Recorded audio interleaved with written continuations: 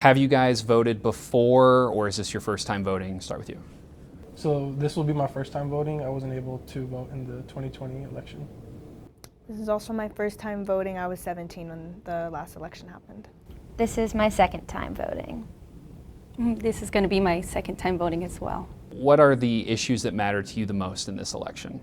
Discrimination around the country, being profiled constantly doesn't feel good. So I want to be able to live in a nation where I can go to a convenience store and not feel like I'm being watched every step, every second, and just be able to feel like a normal person.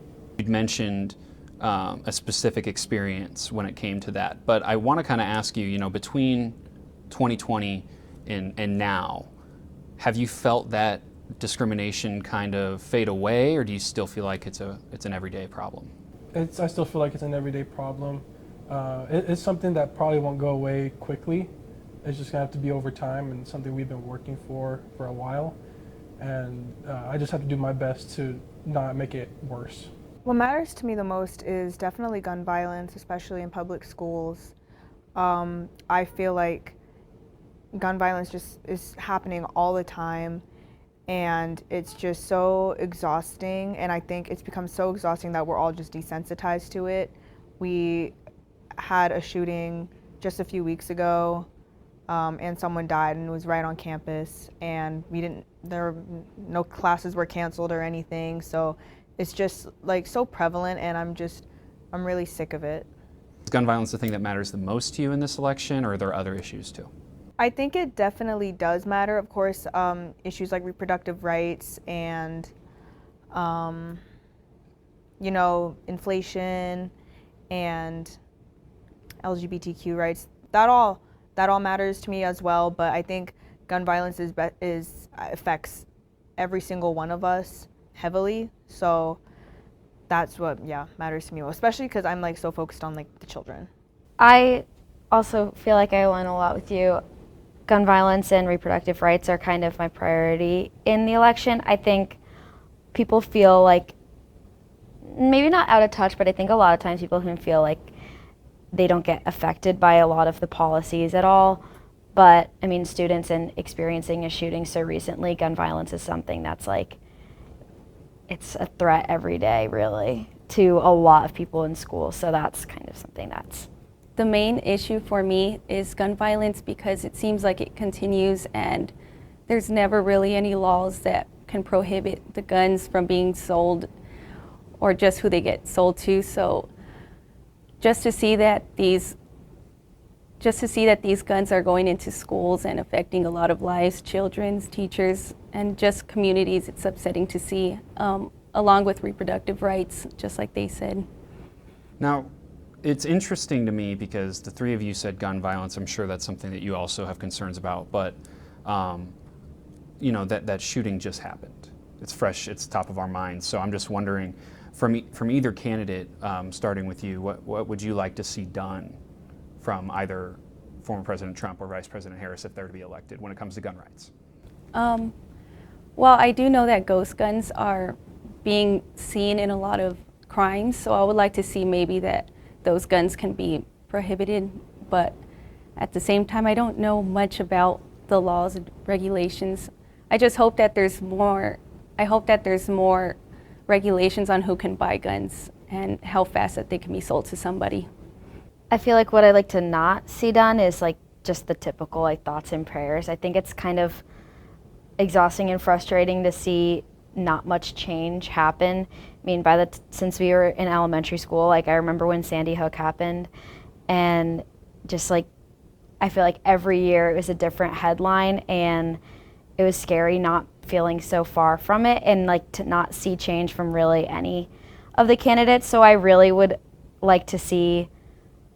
I think a lot of people have gun violence on the top of their list, and I feel like there's not enough conversation around it revolving the election, at least from what I've seen. I think a lot of the political ads have focused around like reproductive rights and like border policies, but I really haven't seen that much on gun control and gun violence. So I would like to see more. Yeah, what I don't want what I don't want to see happen is them tightening up security, creating all these like bulletproof products when like we all know that's not the solution. Like the solution is to address the root of the problem, which is people are just getting guns way too easily, getting a variety of weapons easily. Like I don't know why we need like ARs and AKs and all that. And I don't know much about like the gun policies and all that, but I think it needs to be like way tighter so that like only smart, regular minded people can have access to a gun and not kids or like crazy people or just people who have like hate in their heart, you know, like just like normal people can have guns, not like psychos, you know? In an ideal world for me, guns wouldn't be a thing. I'm not a fan of guns. I never have been. I've always had the mindset of if there's a gun involved, nothing good ever comes from it. So, I mean, Jessica talked about Sandy Hook. We said, never again will we let this happen. And almost a decade more later, we're talking about schools like Uvalde. I was watching the news when that was unfolding, and I broke down. I couldn't handle it. And so now, being at the university where we've had 2 incidents with guns, it just doesn't feel good. And I'm not entirely sure what we can do about it just because I'm not involved with guns at all. So whatever candidate can get the closest to it, you know, that would be nice. Now, this election, the atmosphere around it's been kind of aggressive when it comes to the campaigning. And like you just mentioned, a lot of the commercials have, whether it's a personal attack on the candidate or a policy attack on the candidate, it's usually a bunch of headbutting. For you guys, especially you two, the first-time voters, one, how have you seen, do you think it's been better this time around compared to 2020? Did you pay as much attention to it in 2020 versus now? What are your thoughts there? I did pay attention a lot to it just because I had a class that forced me to. I'm not so involved with it this year just because I have a busy schedule and a busy life. But I feel like just from the comparison of 2020 to now, it's gotten a little bit more just I guess friendlier between the 2 candidates, especially between the vice presidents. They had that debate, and it was very formal, very cordial. So I feel like it doesn't seem like so much of a joke this year. It seems like they're actually putting in effort, and it's not just I want to be the president.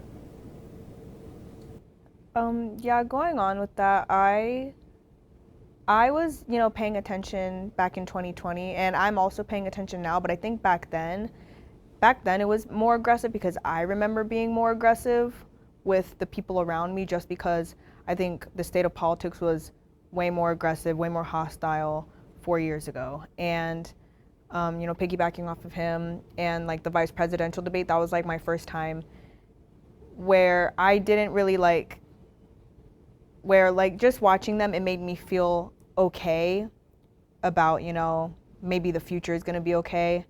Cause, you know, they were being nice to each other. They were like agreeing and stuff. And it wasn't all just like name calling and stuff, because I remember watching like the Biden-Trump debate, and it was like genuinely like hilarious. I remember laughing at it because I was just like, they're just ridiculous. But it wasn't funny because it's like, where was the actual information instead of like, they're bad. But yeah. I think in 2020 was coming right off of quarantine and being like at home. So there was a lot of time on our hands to kind of, I mean, good and bad. We had a lot more time to like educate ourselves and like look into the policies. Like I did a lot of personal research, but now people are burnt out by it and like burnt out by the arguments and the tension when it comes to political conversations. Like I feel like when I was in high school, I knew who all of the people around me were voting for because people talked about it a lot, and myself included. I feel like I started a lot of that conversation. But now you just kind of avoid it because you don't want to have an argument, or from my experience, like I don't want to get like hot-headed talking about politics when in reality, like it doesn't need to affect relationships or conversations day to day. For me, I feel like there's a lot of similarities from the last election. I think that there's a big division or a big divide between the two parties. But I do think that this year I have been more involved into, well, I think this year I've been more involved into doing more research and looking up more things that are happening in this country to see just where our country stands and how it can get better. So when it comes to, the issues you guys have talked about when it comes to reproductive rights, gun rights, discrimination in your case, it doesn't have to be a specific solution, but what would you guys like to see done by either candidate? Would you like to see them take these issues seriously, take their promises seriously? What are you hoping comes out of November 5th? Of course, I'd like to see my issues be solved, but there are just so many in the world today that it's hard to just go and pinpoint and tackle one specifically in a short amount of time. So it just have to come down to who can overall just try to create a good atmosphere around the nation and try to have specific plans, detailed plans of what they want to do. I definitely, I want to see gun control happen. I want to see tighter laws come into play. I, want to see, Roe v. Wade come back and all that. But yeah, like Juan said, there are so many issues that, and I think we're all kind of impatient.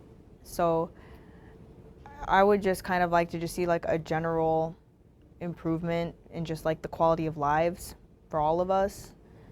I'd like to see probably less division and maybe some efforts, because I think that since the country's so divided, that's like most likely our biggest weakness.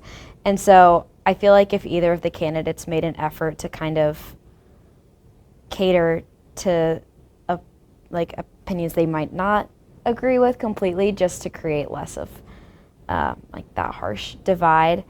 And from people in general, I probably would like to just see people accept the outcome a little bit more than, the last election, it was like kind of crazy how many people like just didn't believe it and still just don't believe it. And regardless of the outcome, I think that people need to be a little bit more accepting of the process, I guess. Yeah, I would just like to see more voices from the community be represented in the news maybe, so it could help push these issues to be solved faster by any candidate who gets office. I'd seen a few polls just asking the question of how do we feel, how do Gen Z voters feel about the current state of not only just American politics, but America as a country. How do you feel about the current state, the current direction that we're going as a country? I feel like our country has really dealt with some issues based off of COVID, but it's getting stronger and it's trying to improve, obviously, but the issues that have been stripped, like abortion rights, I feel like when you look at something like that being stripped when it's been here for so long, it just confuses you, and I think it just makes you wish things could be solved faster. I feel like we were really young. This might not even be relevant, but we were young when politics were like more normal and more like professional. I think politics now are like there's a lot of like jokes, which always happens, but it's a little bit concerning how entertaining American politics has been recently. I think that everyone's like both of the opponents are talking about serious issues and still like jokes come out of that, and it's not really taken seriously. So it's harder for people to take politics seriously when the different outlets and media aren't. So I definitely think that's really concerning how entertaining politics have become. About that, I feel like we kind of think not so much about what they're going to do for the country, but just like what kind of aesthetic they kind of have, if that makes sense. I think if you said vibes instead of aesthetic, I was like, oh yeah, I know what she's saying, but because again, you talk about how entertaining it's become when you see all the memes being made online. It's interesting. But the question was like, what's your current opinion on the state of American politics or the direction of the country as a whole? Right. Yeah. So yeah, I do wish that it became more professional and we could actually like see these people as like are the leaders of our country and the people representing America rather than just like TikTok memes and like all these like jokes and stuff. But I feel like as Gen Z, we kind of joke around a lot, and like I feel like we were the ones that kind of made the jokes, so that's kind of our own fault. But I do think that within like America and politics, I think we're all ready to like, well, not all of us, but we're ready to move forward. I think just from like the shift from like 2020 to like now, it definitely has changed, and I think we're all just like ready to like keep going and keep moving forward. I definitely think the world of politics has divided the nation, but I think we're at a point, and we've talked about it before, where we're at a place of burnout, where we don't want to necessarily argue, we just want to problem solve, proactively problem solve, and get to a better place as a whole. I mean, probably before 2016, when there was presidential elections, no matter the outcome, the people would say, let's put our differences aside, let's go problem solve. I don't think we've been in that for about the last decade or so, but I think we're getting to that place again. Former President Obama was here Friday. Senator Mark Kelly was here Wednesday or Thursday. Tulsi Gabbard was here either the same day or the day before. There's been a renewed focus when it comes to Gen Z voters from both sides of the aisle. How have you guys kind of felt that effect throughout this political cycle? Do you feel like maybe you're getting a little bit bombarded, or do you feel, they're taking issues of your generation seriously? I think they're trying to catch our attention for sure. I'm not necessarily sure they're coming up with solutions. I think they're just trying to get the attention and get our vote. But there definitely has been an upscale of we're going to focus on the new generation. They are the future. And that is nice to hear, but I'd like to see solutions rather than compliments. Yeah, I do think the election is probably the main reason why we're getting so much attention, but I think that it's good getting that attention. I think we're now finally starting to get like the recognition that we deserve and getting, taken serious. And, finally being seen as like, not kids anymore, but like, these intelligent individuals that are very much aware of what's happening and have solutions to what's happening. I think it is validating because we're taken more seriously as like being the future, like we're the future. Our younger siblings who can't vote are the future and more impressionable when it comes to political opinions versus being older and already like having your mind made up on certain issues. And I agree with what you said about being taken seriously because Gen Z has been known to like make jokes and make memes on like the internet and kind of have a reputation, I guess, of not taking things seriously, even though that kind of alters and completely determines what's trending. Like mostly Gen Z has like the biggest impact on trends and what we see in the media. So the fact that the narrative's kind of switching over from being like, oh, Gen Z makes everything a joke to like, we're the most impressionable and can make the biggest change when it comes to politics is, I guess, refreshing to see. I like to see that they're putting a lot of focus on Gen Z voters, especially through social media sites and the fun ads that they have. Because a lot of the times I hear from Gen Z voters that they don't want to vote because they feel like they don't need to, or they just don't know too much to vote. It's just really important for everyone to vote because your vote really does matter.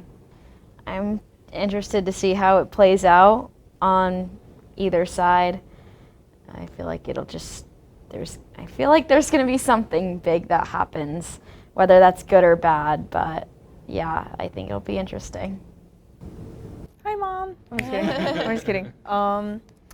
Yeah, I'm going to be very nervous when Election Day happens. I'm going to be on the edge of my seat like the whole day. Just kind of piggybacking off of like Gen Z and how important we are.